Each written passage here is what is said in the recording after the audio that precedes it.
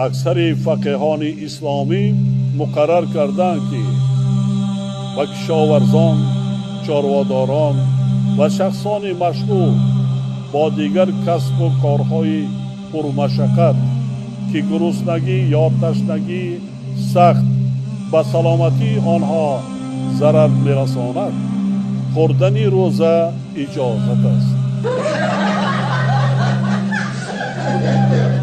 در تاجیکستان فتوا دادن که انا روزهاتون بخورید. برادرای عزیز، این خیلی فتوا هیچ وقت صادر شدگی نیست یا هیچ کس ماه رمضان منکر نشده است، بلکه چیزی که همین صاحبان کتاب گفتن، همون نفرهایی را که همین مردم در نظر دارن، همون سخن اول در همین درون کتاب است.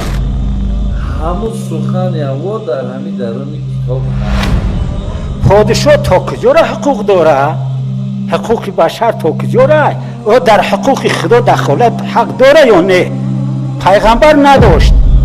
بشر حقوق داره که در قانون مثلا خدا را پایمال کنه یا یگان دیگرگون کنه؟ بشر حق داره؟ نداره حق. عیبی کیه برادرها؟ ما اهل اسلامیم. 90 چند درجه همه تاجیکستان به زبان خود گفته ایستادیم که ما الحمدلله مسلمانیم. بگه که ماشین در کار ما، خونه در کار ما، خب چی زندگی دارید؟ ما مرحمت خودت ارمیه بره خوب میخیز میرم. یکی بگه نماز نخون، روزه نگی، مسجد نره، درس نگو، یا حقوق بشر نیستن. همه چیز ما بگیره برای که نگه همین مردک دروغ میگه یا که درویه، برای همه چیز ما بگیره. من روزی پروا ندارم. یکی در مقابل اسلامم انا همه جا شهادت در همه جا توغری میگیره، نه برای یک کس وظیفه‌اش گرفتن، نه برای یک کس دشمنی شخصی کردن یا نیستن.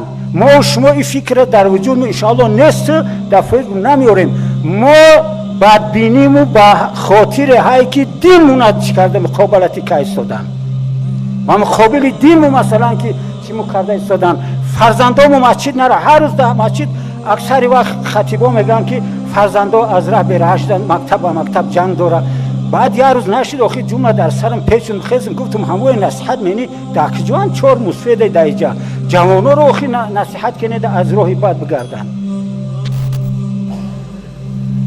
یکم درجه در روی دنیا سیاست اسلامی. اطیع الله و اطیع الرسول و اول الامر منکم ما دام امره فی طبق الاسلام. اطاعت کنه خدا و رسول اول الامرتونه مادامی که امرش طبق اسلام باشه. ای مسلمان، طبق اسلام. وقتی که طبق اسلام نیست امر مومنه کدم اطاعت کنه مشرک میشوه. پیش هم خدا را همه میشناختن، مشرک هم خدا را میشناختن، لیکن اطاعتی مسرخه میشن، سجده میکردن، همون خدایانشون برای مشرک شو میگفتن برادرها.